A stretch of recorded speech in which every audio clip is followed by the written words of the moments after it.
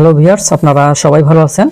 আজকে আমরা 40 feet by 25 fit জায়গায় বা ছাদে আমরা জলছাদ করব। এর আগে আমি বলে রাখি যে জলছাদটা কি জিনিস।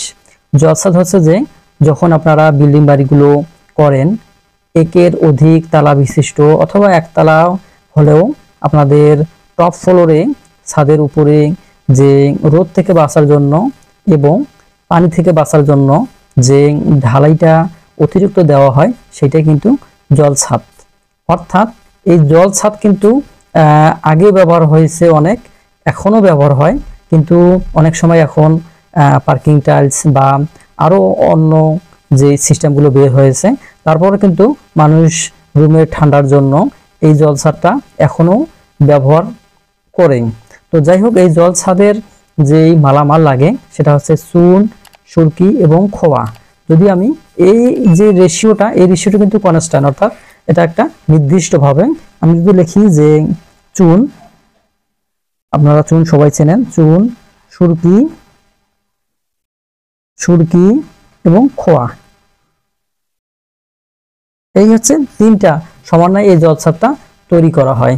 এখন এই জলছাদ তৈরি করার যে রেশিওটা, চুন লাগবে 2 ভাগ, সুরকি লাগবে 2 ভাগ এবং খোয়া লাগবে 7 ভাগ, অর্থাৎ এর অনুপাতটাই হচ্ছে 2, 2, 7। এই সুরকি হচ্ছে যে এই খোয়া ভাঙার যে সুরকিটা থাকে, সেই সুরকি কিন্তু এই সুরকি। চুন তো আপনারা জানেন যে চুনগুলো পাওয়া যায়, এই চুনগুলো। আর এর যে ঢালাইয়ের থিকনেস, সেটা যেহেতু এটা ঢালু করতে হবে, যদি আমি এখান থেকে এখানে পর্যন্ত ঢালু করি তাহলে অবশ্যই আমরা এখানে যদি আমি 5 ইঞ্চি নিই, এখানে 4 ইঞ্চি, অথবা এখানে যদি আমরা 6 ইঞ্চি নেই, এখানে আমরা নিব কত, 5 ইঞ্চি। তো যাই হোক, আমরা কিন্তু আজকে যে জলছাদের এস্টিমেটটা করব, এটা আমরা অ্যাভারেজে ধরবো 4 ইঞ্চি থিকনেস, আমরা 4 ইঞ্চি ধরবো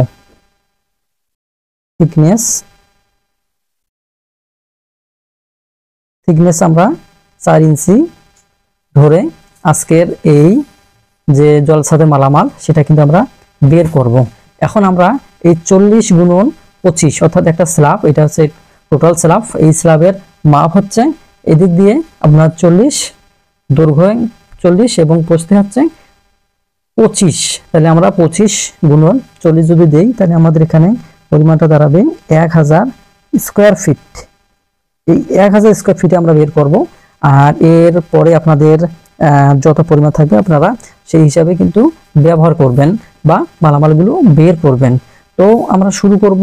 আমাদের প্রথমেই কাজ হচ্ছে ভলিউম বের করা বা কাজের পরিমাণ বের করা, আপনারা যেভাবেই বলেন না কেন।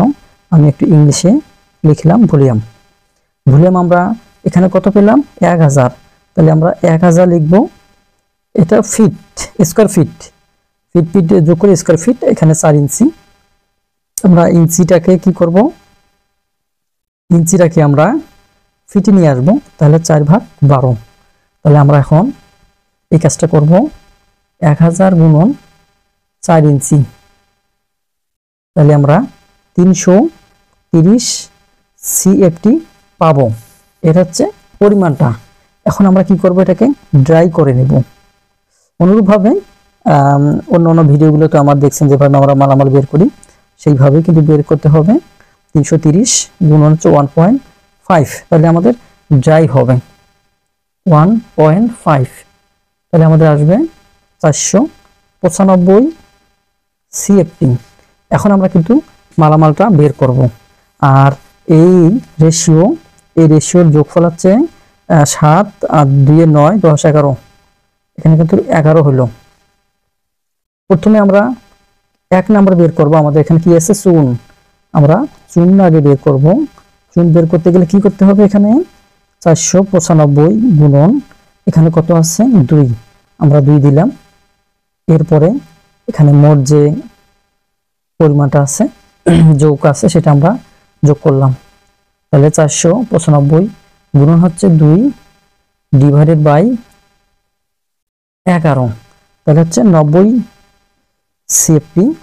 আমাদের যে এই চুনের পরিমাণটা আমরা জানলাম। এরপরে 2 নম্বর যে অপশন আছে সুরকি, আমরা সুরকি বের করব। অনুরূপভাবে 495 গুণন 2 ভাগ হচ্ছে 11। অনুরূপভাবে কিন্তু এটাও বের হবে, যেহেতু 2 2 অনুপাত দেওয়া আছে, তাহলে 90 সিএফটি। এরপরে 3 নম্বরে আমাদের বের হবে খোয়া। আমরা বের করব 495 গুণন হচ্ছে 7 ভাগ হচ্ছে 11। তাহলে আমরা 495 গুণন 7 ভাগ হচ্ছে 11। তাহলে এখানে আমাদের লাগবে 315 সিএফটি। আমরা কিন্তু মালামালগুলো বের করে নিয়েছি। তো এইভাবে কিন্তু আপনাদের মালামালগুলো বের করতে হবে। আর আপনারা এখানে থিকনেস আমি এভারেজে 4 ইঞ্চি নিয়েছি, আর এই স্ল্যাবটা আমাদের 1000 স্কয়ার ফিট। এই ছাদে জলছাদ করতে আমাদের এই মালামালগুলো লাগবে। তো যাই হোক, আপনারা ভালো থাকেন, সুস্থ থাকেন। আর এই ভিডিও এবং যে কোনো ভিডিওর ব্যাপারে কোনো প্রশ্ন জানার থাকলে অবশ্যই আপনারা কমেন্টে জানাবেন, আমি সেটার উত্তর দেব ইনশাআল্লাহ। তো আপনারা ভালো থাকেন, সুস্থ থাকেন। আল্লাহ হাফেজ।